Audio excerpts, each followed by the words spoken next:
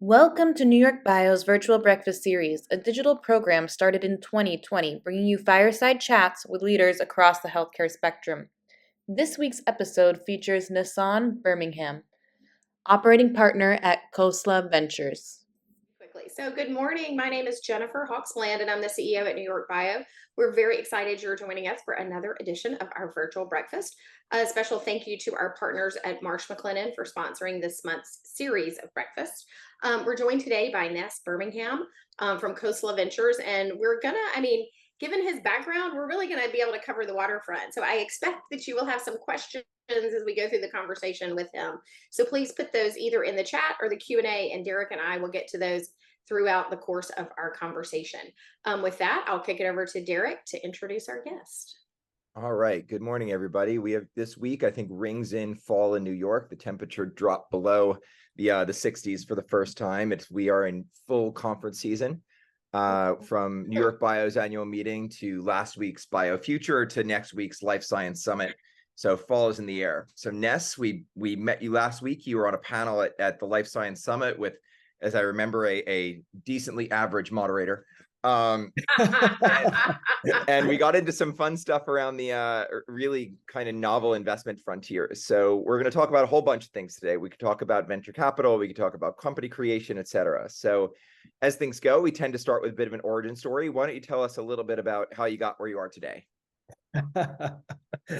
So first of all, thank you for inviting me to join today, and thank you everybody for showing up to listen. The story really starts in Ireland. I was born and raised in Ireland. Grew up in a small town. My father was in the army. My mom was a nurse. Left there to study genetics up in Queen's University, Belfast, during the Troubles. So really, it was a semi-war zone up in the area. But it was the first year that Queen's ran human genetics as a course. So did that, and then went over to Imperial in London to do my PhD in molecular biology, specifically around ENU mutagenesis for developing animal models for motor neuron disease and other neurodegenerative disorders. As I was going through my career, it became very clear that European science was very different than US, and the way things were sort of approached and the overall capital allocation to research was very different. So to kind of round my career out, I really wanted to come over to the US to spend some time here to learn really how research was done here. So I interviewed a number of universities and ultimately took a position at Baylor College of Medicine as a Howard Hughes Associate Fellow in Huda Zogby's lab to do my postdoc. And it was great. Howard Hughes Lab's very well funded. Huda's a tremendous person to work with, and the team, the lab there.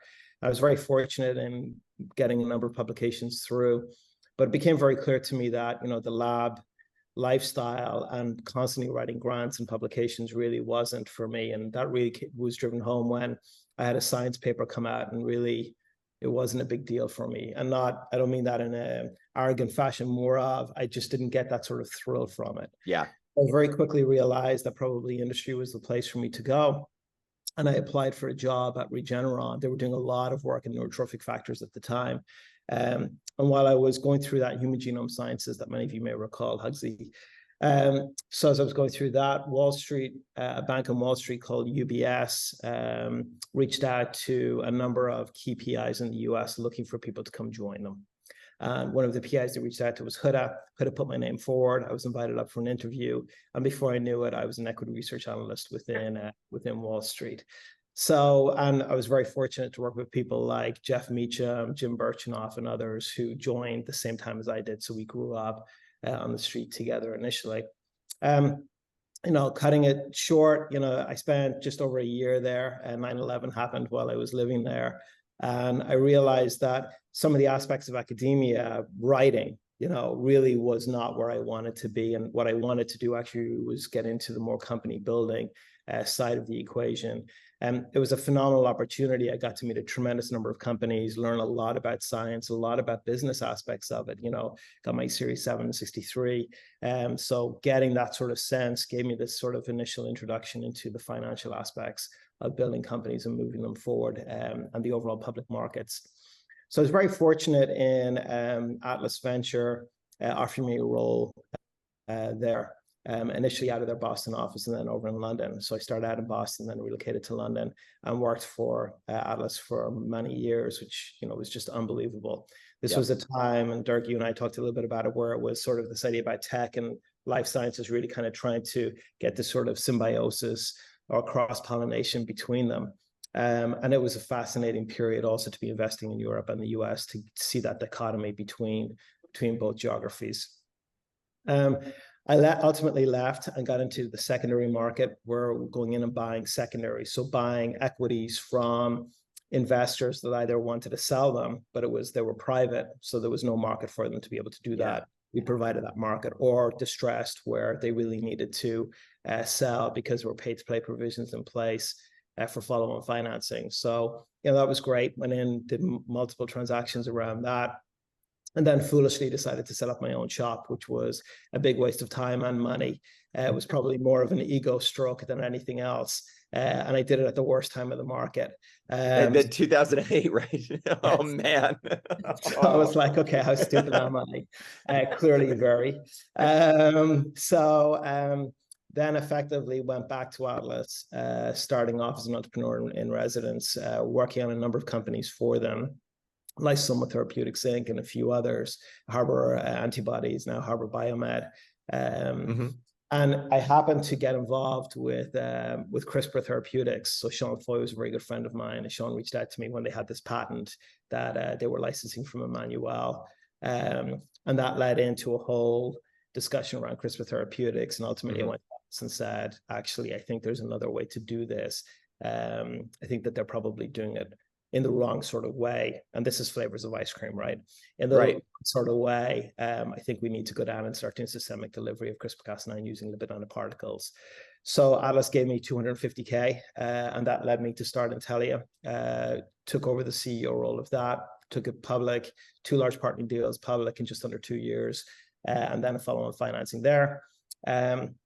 Once the strategy was set, and really it was sort of what I would classify as the A to B to C to D sort of aspect, and very investor facing. Right.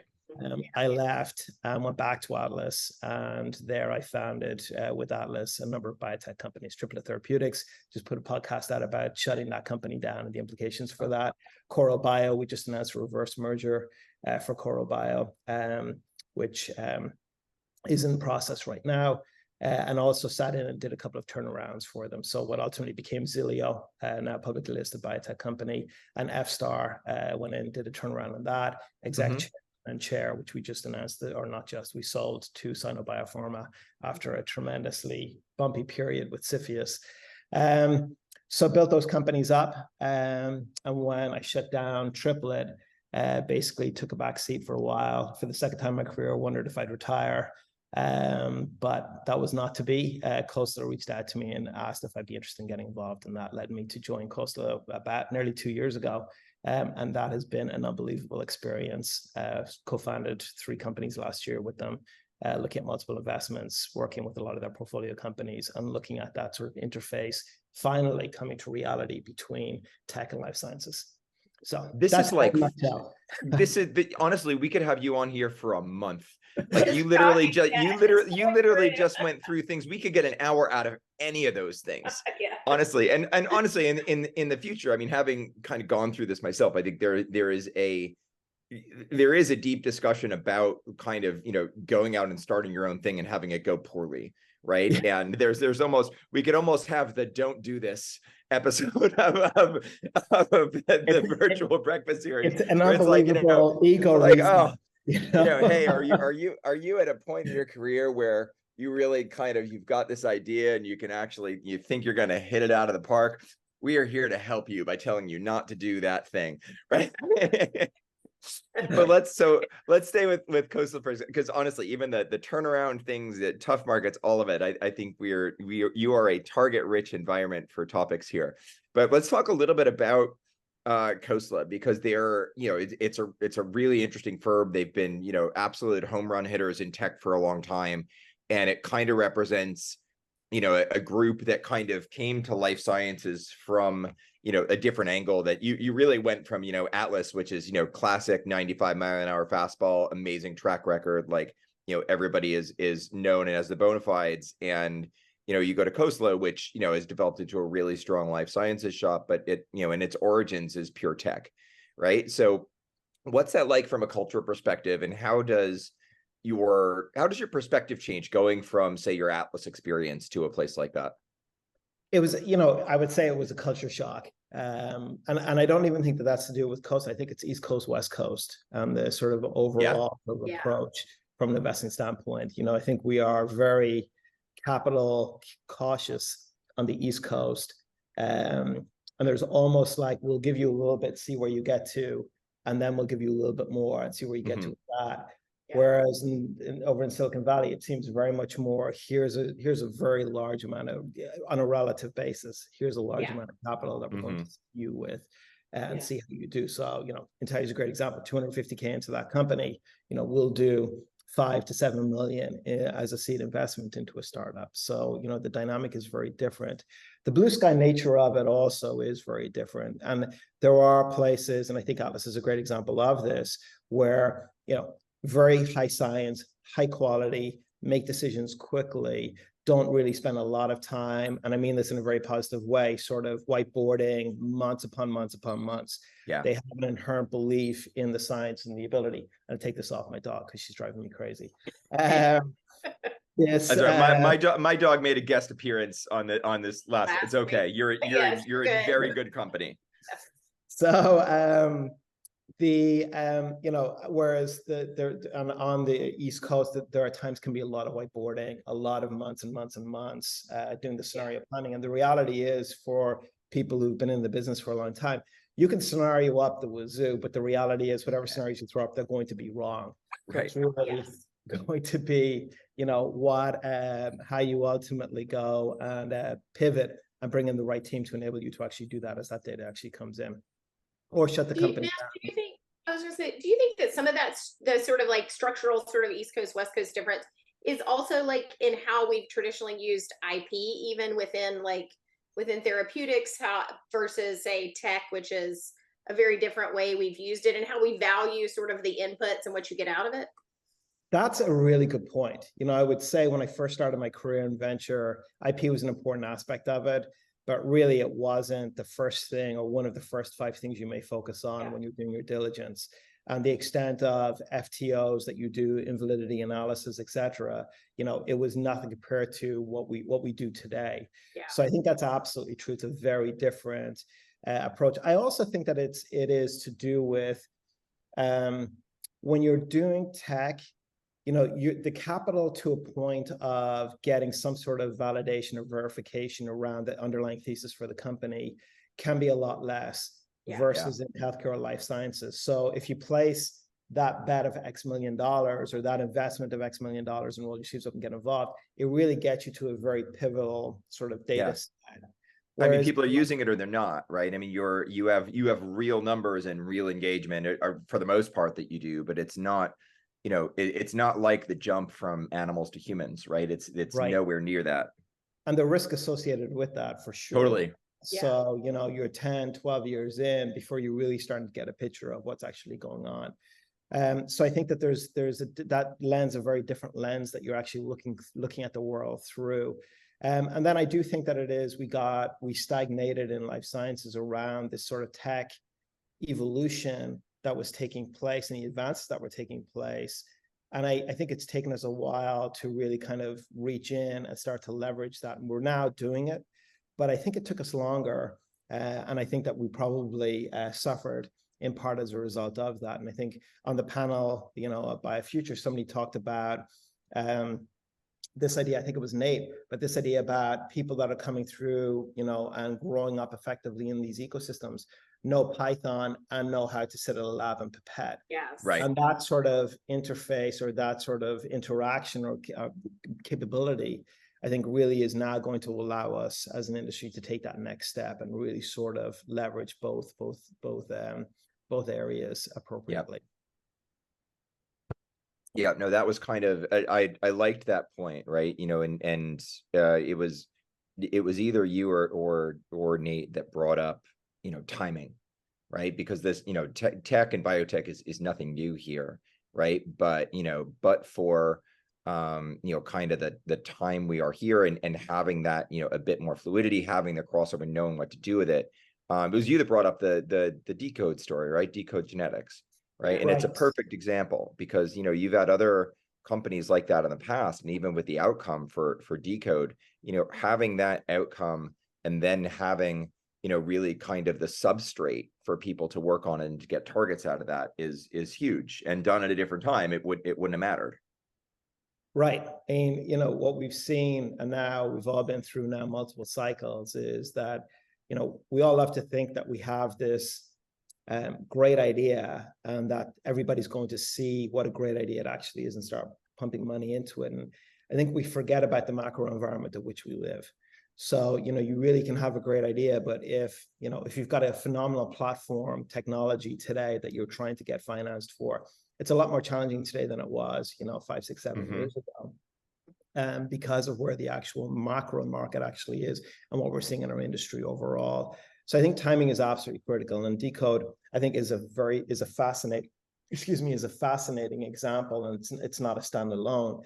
What a phenomenal idea to go out and actually look at a population that are predisposed to certain diseases, and try to identify the key genetic drivers for those diseases, where you've got access to that information, you have access to a population, and you can actually go and do the analysis. So phenomenal idea. And you see some of these Ashkenazi Jewish population, another one, the Irish population. So great idea. I think in reality, and this is Monday morning quarterbacking, right? Totally.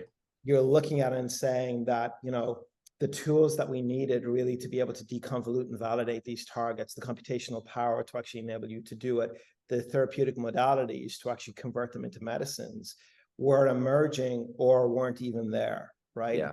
And now, so you saw decode effectively get bought out of bankruptcy. Now it's actually driving targets where you've got very significant computational capabilities to actually look at this. You can cross-reference against other populations that have been sequenced, or genetic GWAS studies have been carried out on them. You look at functional assays within them, and you've got a whole suite of tools available, from siRNAs to ASOs to CRISPR-Cas9s to small molecules, that really now you can actually go and start to interrogate and then move them forward as therapeutics.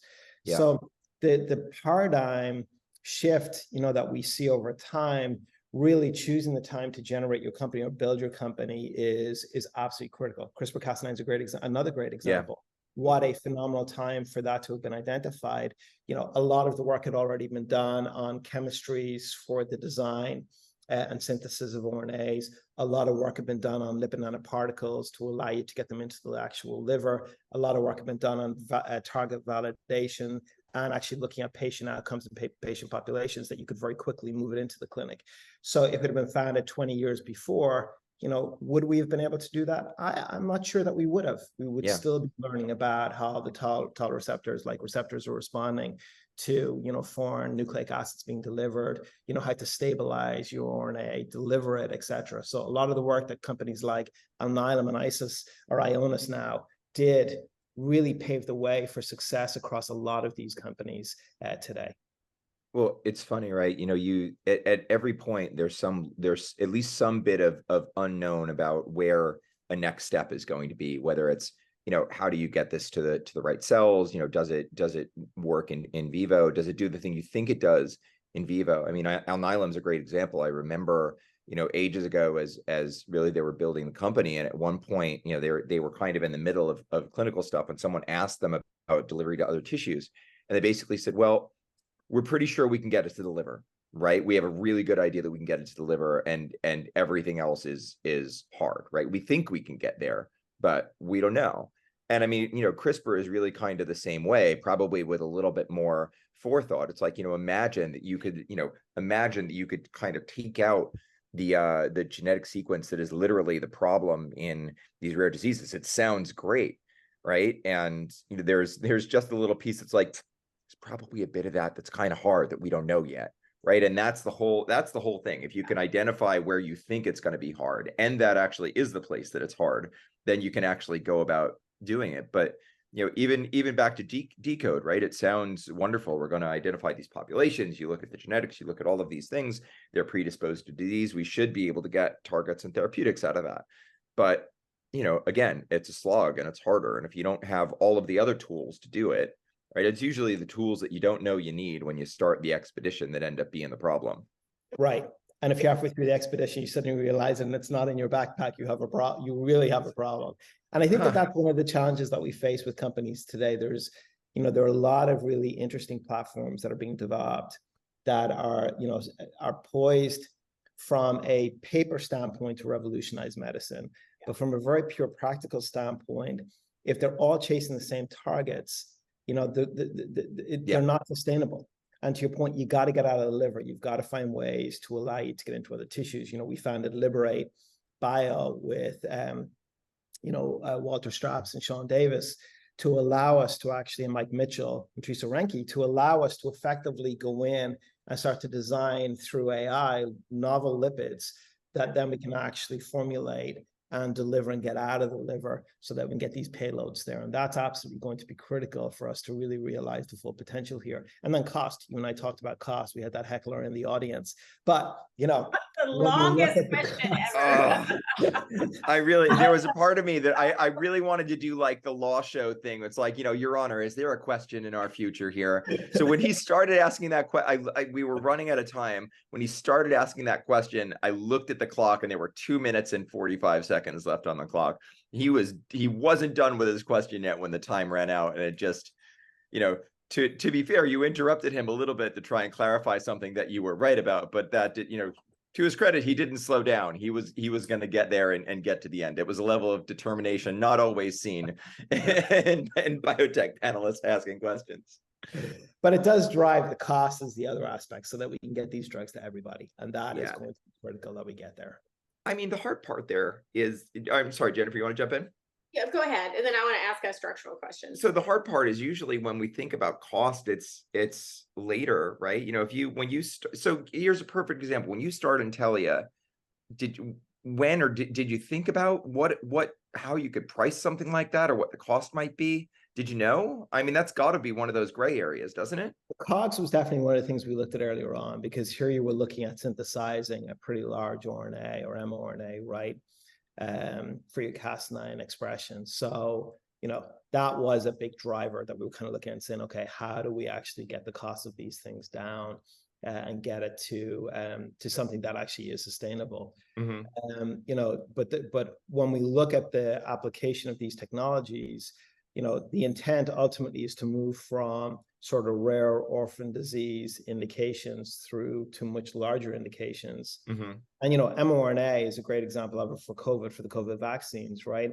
Where, again, one would have never thought that from a cost of goods standpoint, we could get it so low. And yet very rapidly, once we scale up, that's exactly what they managed to do. Yeah.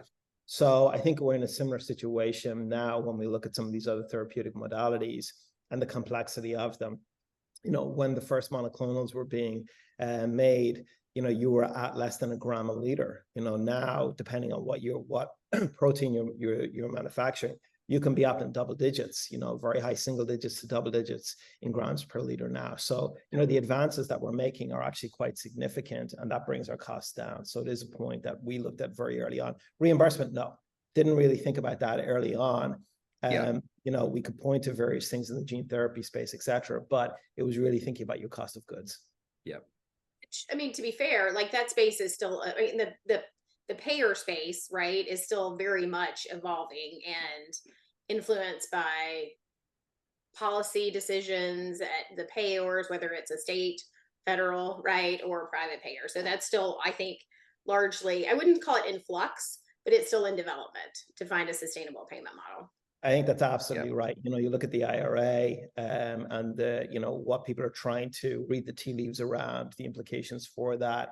So I also think we're in a situation where, we talked a little bit about HCV, when the curative therapies started to come out, really payers only started to think about, or they were only faced with it as they were about to be approved. And you start to look at people actually starting to utilize it or get prescribed. So, people found ways around it to meet that need. But the Mhm. reality is, when we're talking about drugs now that are $2, $3, $4 million, the paradigm is very different. And we've got to figure out a way to actually make that sustainable, and that, frankly, everybody can access it. So, I love the concept of having personalized medicines where effectively they're putting self-injectors and they're shipped to your front door and you can inject yourself, as you have with Mhm. Ozempic or Humira today, as two examples. So that's the place where I think we need to get to at a cost of goods that's very low. Again, everybody has access to. Step back and structurally, I want to follow up on the analogy you used about sort of the tools in the backpack, right? We had so when you're looking, right? So when you're evaluating or looking at a platform company, what are you looking for to determine if they have sort of what you view as the right set of tools in their backpack? When you say, because right, we talked about the landscape being Yeah. very similar companies. How do you evaluate for success? So, we can talk about the areas of management team, founders, and all that stuff, IP, all that. But when you talk specifically about the platform itself, I go back to sort of very clear basics. The first in human study is, what are we actually testing for here? I see a lot of companies that go in and say, we have 3 unknowns when we're going into this clinical trial, and we'll interpret the data and then kind of figure out between those unknowns where it actually stands. And I think for any platform, the reality is you've got to turn around and say, I have 1 unknown, and that's what my platform actually does. So my target's known. I've got a biomarker or something out there that allows me to get clarity around PK/PD. My delivery is known. So my only uncertainty is, does my platform, or what, my mousetrap, does my mousetrap catch mice or does it not, right? And the rest of its uncertainty is taken off the table. So I look to see, first of all, is that how they're thinking about it, right? Secondly is really around them, well, what actually comes behind that? So one of the things I really don't like is being in situations where I'm constantly looking over my shoulder from a competitive landscape standpoint, and I could wake up to a press release from company X that really changes my target product profile for my company that morning.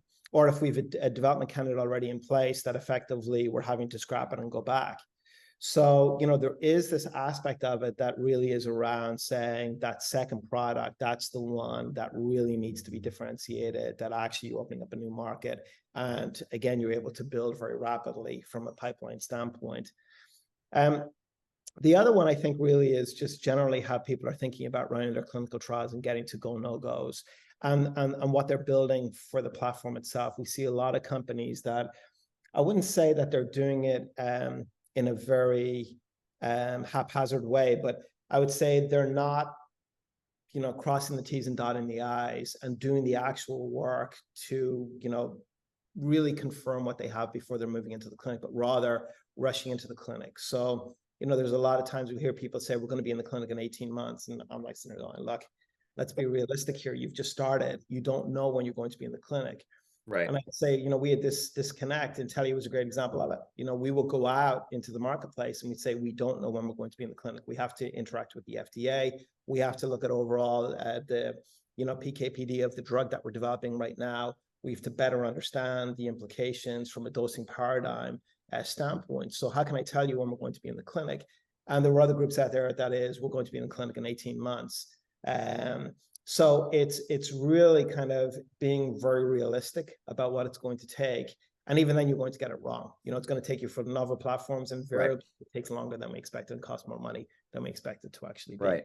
So let's just dig in there a little bit, right? So if you're a first-time entrepreneur, I'm a first-time entrepreneur, and I sit down with you at Khosla, and there needs to be a piece where you say, where you're talking through things and somebody says, well, yeah, I think we can be in the clinic in X amount of time, right? That's kind of a delicate conversation, because honestly, even if you like what it is that they're doing, there's kind of a key point there where you say, listen, no, you won't. And you almost have to impart like a little bit of, experience leadership here, be like, listen, you don't know when you're going to be in the clinic. But it's like, because I think people are conditioned to think faster is better, right? Like if I tell people we're going to be in the clinic in 18 months, that means we as a management team can execute, and that'll inspire confidence in people. And sometimes it's really just the opposite. It really kind of shows people that you're not really sure what you're doing. Yeah, I think it's like the underlying assumptions or caveats when you say that. So you can make a statement in 18 months, but this assumes X, Y, and Z, right? That we're going to hit these milestones within this period of time. And these are the variables as a result of it. If somebody turns around and says that to you, then you can turn around and say, okay, you understand the actual areas that could go awry for you, and you're cognizant of it. I think where somebody turns around and says, we have a DC, or we expect to have a DC, in X period of time, and we're going to be in the clinic 6 months later, you're like sitting there going, like, you didn't even take the time to look at your standard metrics in the industry. That is not going to happen.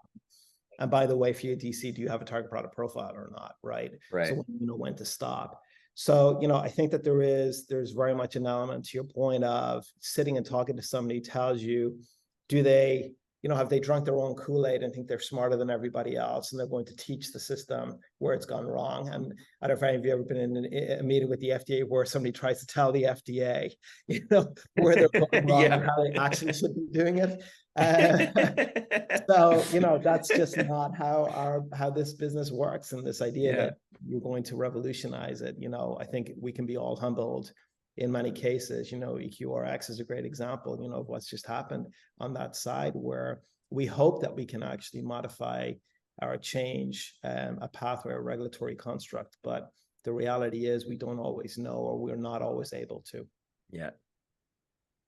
There's any correlation to sort of those, we'll call it the cowboy-esque, right, behaviors and funding streams? Like, is there more of that in easy funding versus, like, does that change at all as funding becomes tighter or more difficult, or is it more driven by the personality of the individual sort of doing it? I think there's an element of both. So let's start with what's happening in the cycles. There are reasons money is not equal, right? And you guys have heard this again and again and again. Somebody can say to you, I'll give you a pre of, $1 trillion on your deal, right? And it's a generalist investor who has never built a biotech company before. And then you have a biotech investor who's a pure fundamental investor who turns out and says, I'm going to give you the same amount of money, but the pre now is $1 billion instead of $1 trillion, right? The founders in many cases have difficulty seeing the actual value proposition to having the fundamental investor in place.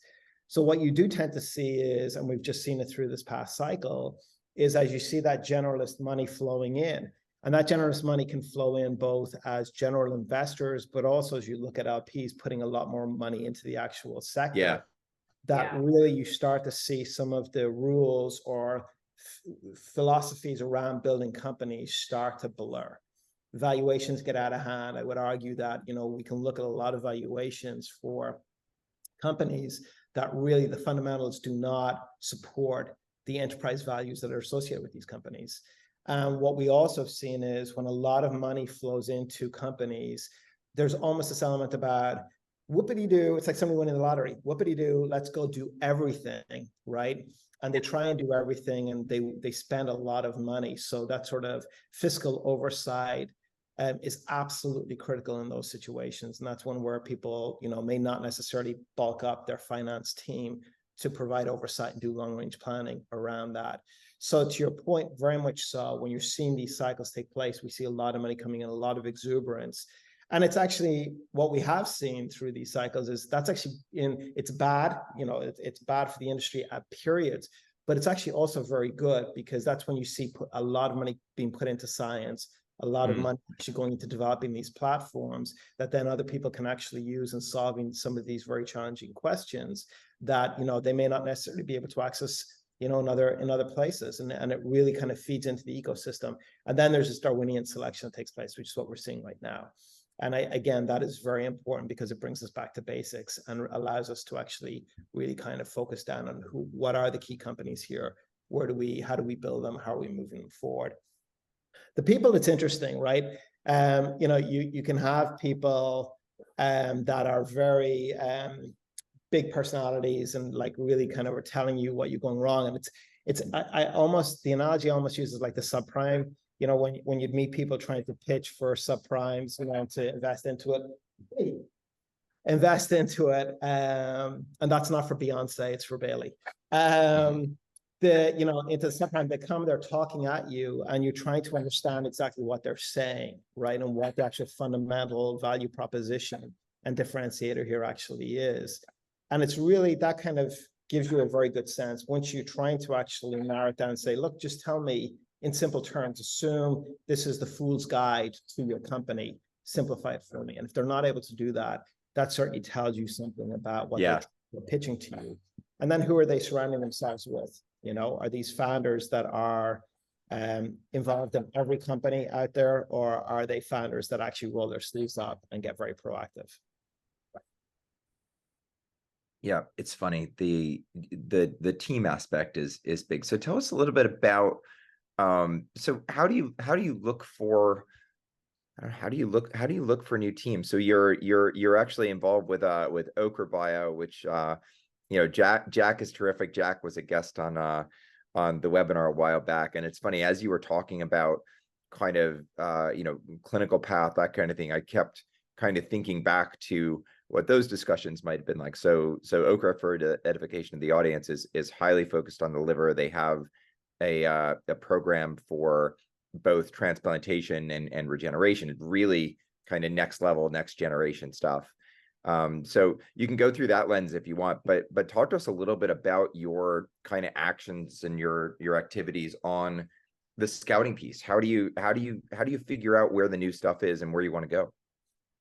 So, so first of all, a lot of journals, right? So Science, Nature Biotech, Cell, Neuron. So you're starting to see sort of the trajectory of science, new technologies that are being identified and where they're going from. So you're starting to get some bit of a sense from that. But also people are reaching out to you with their ideas all the time. I mean, it's really phenomenal to see how people think. And like this is one of the best things about the job. Every day you're learning something new. You're meeting somebody new, you're learning something new, and there's a problem that you have to deal with that you may have never faced before. So it's fascinating. Okra's a great example. You look at Jack and Quinn, and these are two very clear entrepreneurs that have fire in their bellies, want to build a company, had a great idea around it. And the company, we invested into it. We brought Elliot Forster in now as exec chair into the company. And there hopefully there will be news emanating from that company in due course. So they've done well, ostensibly so far, but you never know, really being realistic about what's around the corner. But to your point about teams, I think it's very rare that you'll find a CEO that really evolves with the company and has all of the skill sets that are required to take that company from founding and desire to take it from founding all the way through to, exit. It is very rare. And when you think about what that entails, you've got a founder who has an idea on a piece of paper and really is, in some respects, a street fighter, hustler, like is out there kind of pulling people together, building a dream, blue sky. This is the vision that I have for this technology or this approach. Then you sort of get into company building, and now you're into the organizational design of the company, focus, being very realistic about what you can and cannot do, and navigating the vagaries of, frankly, building a company. It's not that straightforward. It's not that easy. And it's a different level of focus and a different level of activity than when you're actually founding a company. It's bigger, you get over 100 people, you see the dynamics of the company change very much when you get to that 50, 100 people sort of range. And now you're getting into the public markets, or you're getting into M&A where you're being consumed by somebody else. So the sort of capabilities are very different, and it resonates with people in very different ways. What we find is that the great entrepreneurs are ones that basically turn around and say, I now know it's time to pass the baton on to somebody who really knows how to build that organization. And that's really what they love to do. And I'm going to go back and found another company. So you see these serial entrepreneurs that are founding companies all the time, that they may spend 2-3 years in a company and then rotate back out again. And really that's what they love to do. And they have ideas, and they're effectively, painting those ideas on their canvas and passing on. I think that's when you have an entrepreneur that really understands company building and also understands what they like. There's, I struggle, I'll tell you personally, right? Everybody turned around and said to me, you're the CEO of a NASDAQ listed company. company is groundbreaking, it's clean sailing for you for a while, and for a while being multiple years, you've got cash in the Yeah. bank. You don't really need to worry about things. Why don't you just go out, talk to investors, go to the conferences, travel around, do all that good stuff, do the interviews or the podcasts, right? Right. And the reality was that that's just not my personality. It was like, people are telling you should want to do this. This is the right thing for you to do it. Right. And, all of the attention, et cetera, that it gives you. And you kind of turn around and say, actually, you know what? That's not what I want. That's not what I want to do. That's not how I want to live my life. I want to step away from all of that and do something very different. Yeah. And you've got to, there's a level of confidence, self-confidence that's required for you to turn around and say, that's just not me. I don't want to do it. I'm going to step Right. away. And I think for entrepreneurs, that's also, there's a level of confidence that they build over time that tells them what they enjoy doing, and that's what they should be doing. And later stage management team and public market management teams also, it's exactly the same thing. Figure out what was that doing. So you've never done this multiple times, right? So what was that like the first time? And like, did you get it eventually the first time? Did it take a while to get it the first time? Was it clear? Because I imagine the first time there's got to be some level of it that is either intoxicating or ego or whatever it is. Some part of that feels good, right? Some part of it is like you've done for every stage that you've been through with this company, like you've climbed the mountain, right? And then you get to the thing where, especially if someone tells you it should be, it's one of those dangerous phrases, like all you need to do now is blah, is this, right? So, what is it like the first time? I think that it was unbelievable. You've got, to your point, going IPOing and having everything put up on NASDAQ, and you're looking at a logo that you were involved in building, the colors putting in there, you're looking at the team that you've built. And you're thinking about the patients that you really believe that you're going to actually, and we weren't allowed to say the word cure at the time, but that you are going to lightly cure. It's an unbelievable feeling. But I think you also got to step out. And when we look at the history of science, there's nothing special about me or anybody else. The reality is science has this way of having these things happen, and you just happen to be collateral damage for it, or a bystander, right? And if it wasn't, it's going to be somebody else. I mean, that is the reality of the world, that we live in, I believe, right? So you've got to kind of turn around and say, well, what is right for you? What do you want to do? How do you want to live your life? And what sort of stresses, what sort of world do you want to be existing in? Mm-hmm. And you get back to this idea about your personality, the ego, the feeling, and this is a comment I think I made at the panel. It's when the markets are doing great and you're raising money without any problems, you feel like you are the shit, right? Right. Then the market turns, right? And suddenly you're having to sing for your supper in a way you've never had to do it before. And that's the real test. That's when you actually turn around and say, well, actually, are you building a company here? Can the company stand on its own 2 feet as a fundamental company versus a pure macro technical side of the marketplace? And can you actually explain it to investors in a way that they will get it and want to invest? And patients, when you're running these clinical trials, physicians and patients. Yeah. And that's the ultimate test. Can we shift a little bit? You just brought up patients. Can we talk about how sort of that has changed as the companies you've built and founded? Did it change how you first started interacting with patients or patient groups as you thought about treatments and cures? And is that different now than when you first started? Very different, I would say. I think that we all, coming from a pure science background, the closest I got to a patient when I was doing basic science was a mouse, right? Mm-hmm. So, you're kind of sitting there saying, like, what is a patient? And, I was young enough that, I really hadn't experienced any major diseases or had any of my family experience it. And then, as you start to build these companies and you really start to look at the patient stories and talk to patients and talk to parents and siblings, it's a very sobering experience. And it's not just, when you talk about developing a therapeutic for them, but it's how do they take a day off work and lose the money that they were going to earn that day? How do you think about, care for their child while they're being treated? How do they afford to get to the hospital? So, you start to actually look at a dynamic that is in patient care and patient treatment that is, that I'm not sure we really see very often, or people really talk about.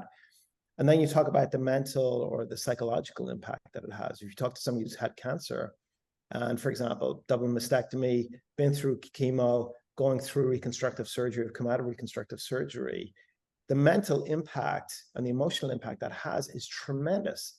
And not just on that individual, but actually across the whole family. So, it's my awareness and understanding is, I would say, has changed tremendously over the past 30 years. And you look at patients, triplet therapeutics with Huntington's disease, you meet moms who've lost multiple kids, and their partner, and it is heartbreaking. And but you've got to balance it. And I have this conversation with Tim Yu all the time. Tim developed the very first real N of 1 antisense oligonucleotide for Mila. And you talk about it and say the difference between building a company and being a physician is a physician will have a patient walk in to their, to the hospital and will be diagnosed, and they want to treat that patient. And that patient, there's a clock that is ticking away very loudly, right? So you've got to be very reactionary and actually try and treat them as quickly as you possibly can in whatever fashion that you're able to. When you're building a company, you almost need to take a step back and say, I cannot think about that individual today, right? When the clock is ticking. Because if I do that, I run the risk that I'm going to rush something into the clinic and I'm going to cut corners for it. And in the long term, to benefit these patients overall, I cannot afford to do that. Because if I have a drug that fails in clinical trials, right? A, the disappointment and implications are huge. But B, I've run a clinical trial in these patients. That means that I am now taking that patient away from potentially being on another experimental drug. And that has multiple implications, right? As you think about your ability for other companies to be able to run the clinical trials, and that patient potentially to be able to get their treatment or a therapeutic that would be beneficial to them. So you've got to kind of almost have that balancing act going on between immediate need and trying to treat a patient, but also ensuring that you take the time and don't rush into the clinic and through the clinic into the marketplace. Yeah, I think that's probably one of, especially for parents and families, probably one of the hardest emotional conundrums to understand. And honestly, if you're a parent of, a child where, there is no therapy, you're not really emotionally equipped to understand that. And you're really never going to be, right? And that doesn't make it not true. It just makes it harder. And it's probably one of the things that's the hardest thing about our industry is that, like you said, you can't help everyone at the stage that you're at necessarily, but if you kind of keep your eye on the ball, you will be able to help the most number of people if it's successful. And that's incredibly hard. It's just beyond difficult. Very true. There are some parents that we've had with Huntington, where they've had a child with Huntington's disease, that have come along and said, we understand, it is unlikely we'll be able to help our child, but we want our child to help future people. So natural history studies are a great example where you see that. But generally speaking, you're right. We want them to, can you treat them today? So. All right, let me go back here. So we've got about 10 minutes left, and we do like to kind of, close the loop here and talk a little bit about the ecosystem. And we love to talk about New York, as you might guess, but why don't we talk a little bit about this? So Ochre's interesting because it's between Ireland and New York, and for a long time, what would happen in with academic spinouts is you'd take the technology and you'd move it to either Boston or San Francisco for management team du jour, if you will. Do you think about things a little bit differently now? Do you think about where you put a company and how a company kind of interacts with the environment it was grown up in? Yes. So again, there's an element of balancing act here too. So there is an element wall of homes, right? And we kind of don't want to be traveling like crazy away from our homes for long periods of time, our families for long periods of time. So there is this geographic locale, right? As you think about it. And part of it too is being able to really roll your sleeves up and work with the companies and building them out. That's changed a lot, I would say, since COVID, right? Zoom, people are far more open to Zoom, far more interactive on that front. People now are traveling a little bit more than they were. But certainly I think geographic location is important. And part of that is also around the ecosystem, the people that you're able to hire, the sort of vibe that's there, access to resources, be it core facilities, vivariums, et cetera. So there is this element about it's almost an ecosystem that is, builds on itself, and it just is there. So it's easier for you to put a company there. On the flip side, the issues that we have now is the cost of, the square foot rate for labs is gotten insane. So, the cost of these labs have become really a very large item. The availability, that's getting better now, but the availability of actual lab space was becoming very, very problematic here in the sort of Boston, Cambridge area. And then people, if you're talking about a VC that's founding, 3, 4, or 5 companies a year, you multiply that by 20, you're now, all of you are hunting, and this is every year you've got this number coming through, the actual people that you're able to tap into become more challenging. Your ability to get, repeat offenders becomes more and more difficult. So you're having to take a bet on people that, that you're hoping will be able to step up. And sometimes they're able to, and they do a phenomenal job. Other times they're actually not able to, and that becomes very problematic for the company. So, certainly thinking about, are there smarter, better, cheaper, faster ways for us to do it? Clearly, no one's come up with the answer to this yet. But I do think that there are, we need to start thinking about other ways to be able to build these companies in other geographic locales to do it, because, Boston, Cambridge, and over in the Bay Area, it's becoming too big. And it means also that we're becoming very, focused, our tunnel vision. And there's great research, there are great teams, there are great academics in other places, in the US and around the world, that are not necessarily being levered or utilized to allow us to actually build these companies and develop them. And I think part of that is universities actually being more proactive around seeding companies, getting VCs involved in those seeds earlier on, building incubators in place to get these teams up and going, and putting systems in place to teach people about business. We all have to do apprenticeships to learn about business and how to build companies. And I think that that is lacking when we talk about, diversity, inclusion, equity. The reality is, if we really are going to do this, we have to put infrastructure in place to allow people to actually learn and get exposure through board observer seats, through, being given the ability to pull business plans together, pulling them out of universities that are not Harvard, MIT, et cetera, but actually really putting this in a very concerted effort in place, so that we're not looking at next year, we're looking at 5 years from now. We've got a plan to actually allow us to do that. And that, I think, also is lacking in our industry today.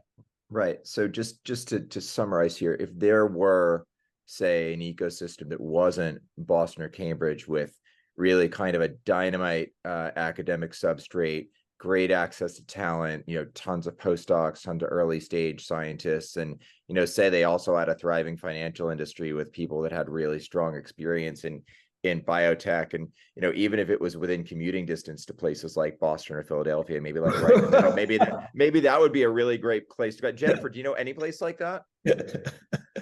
Well, let's I don't know. example, right? I can leave it as an exercise for the audience. I think there's a place that I think we can find that has some of those things. This is very true, right? And Alexandria obviously have taken, a bet there also, right, in building out, infrastructure, which is just great. Kudos to Joel for doing that, right?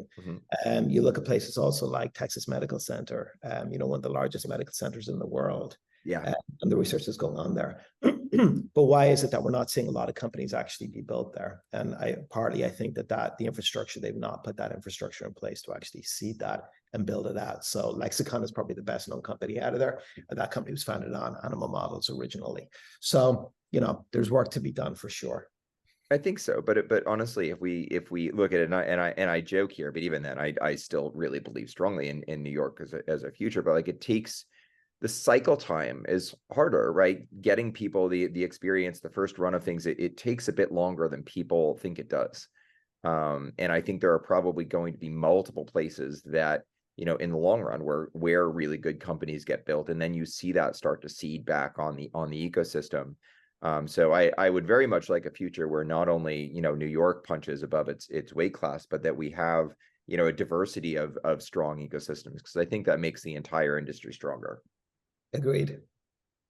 Absolutely. And we're starting, I mean, there's always an evolution, right? And I feel like there's an ebb and a flow. And like, for example, Two Bear Capital is putting an office in New York now, right? And I'm speaking at their opening tonight, right? And so I think as we see more and more funders start to actually not just have somebody in New York, but also open offices and be able to, like you were saying, like you need to be relatively contiguous, right, to the companies you're building, to be able to have those advantages for companies that want to grow here, I think will be huge. Absolutely. Well, you've got OrbiMed in there, Deerfield, Aisling, Yeah. right? Yes, those pioneers, absolutely. So, which is great. Yeah. So we have 2 minutes left, and we did have a question from the audience. So I'll give you a very I'll ask the shorter question than the guy did last week at your panel.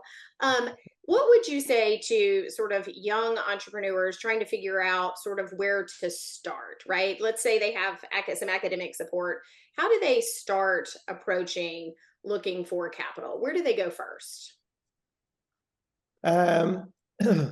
That's a tough one. And this is why I actually think that this sort of incubation funds within academia are so important to help seed these things, even if it's 100, 200K to get these things up and going.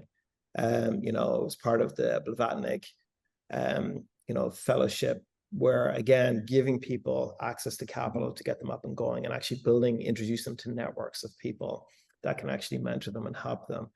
I think it's very hard, if you're not a big name academic today, to effectively go out and actually starting to raise capital. So either a publication somebody reads, or that you can actually utilize by sending it to people and saying, this is a discovery, it's been published, peer reviewed. So that's clearly one way, through corporates, their venture arms, through groups like ourselves. But for us, it's very blue sky, right? It's got to be something that's good. That is not going to be a me too. It is going to revolutionize our understanding of X, Y, or Z, right? That we think is going to have a profound impact. But in many cases, really within academia, invariably, there are people within that academic center that they can go to who have built companies before, who they can hopefully use to mentor them and make introductions on their behalf, and critique it. Because for us, it's that is the biggest thing you can imagine. We get so much coming in that it's like, well, how do you know where you're going to spend your time, or how much you're going to invest from a bandwidth standpoint of the team? And invariably, it's like, well, is it novel, groundbreaking?